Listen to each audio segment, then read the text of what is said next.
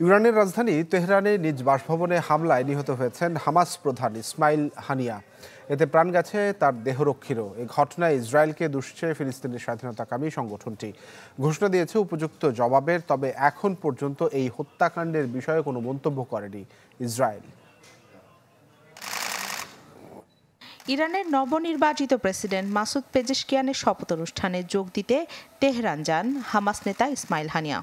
সেখানে আততায়ীর হামলা হানিয়ার ওপর। হামাসের দাবি, ইসরায়েলি গুপ্তচরদের হামলায় দেহরক্ষী সহ নিহত হয়েছেন হানিয়া। সংগঠনটি ঘোষণা দিয়েছে উপযুক্ত জবাবের, তবে ইসরায়েল আনুষ্ঠানিকভাবে এখনও কোনো প্রতিক্রিয়া জানায়নি।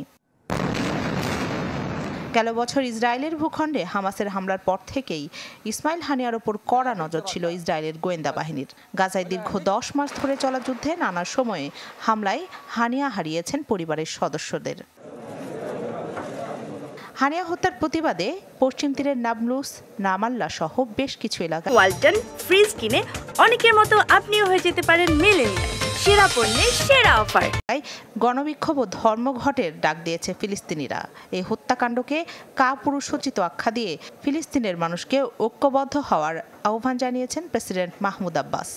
হামাস ইসরায়েলের মধ্যে চলমান যুদ্ধে যখন মধ্যপ্রাচ্যে আগে থেকে অস্থিরতা চলছে, তখন হানিয়ার মৃত্যুতে আঞ্চলিক সংঘাত তীব্র হওয়ার শঙ্কা বিশেষজ্ঞদের। 2017 সালে হানিয়াকে হামাসের রাজনৈতিক শাখার প্রধান করা হয়। পরের বছরই তাকে সন্ত্রাসী তকমা দেয় যুক্তরাষ্ট্রের পররাষ্ট্র দপ্তর।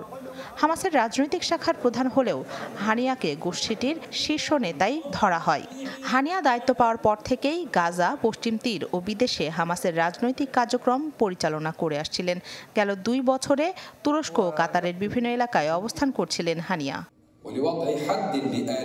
58 বছর বয়সী হানিয়া ছিলেন হামাসের প্রতিষ্ঠাতা শেখ আহমদ ইয়াসিনের ডান হাত। 2006 সালে ফিলিস্তিনের সংসদ নির্বাচনে হামাসের চমকপ্রদ বিজয়ের পর থেকেই মূলত ইসমাইল হানিয়ার রাজনৈতিক পরিচিতি বাড়তে থাকে। রাখি জেসমিন, চ্যানেল 24।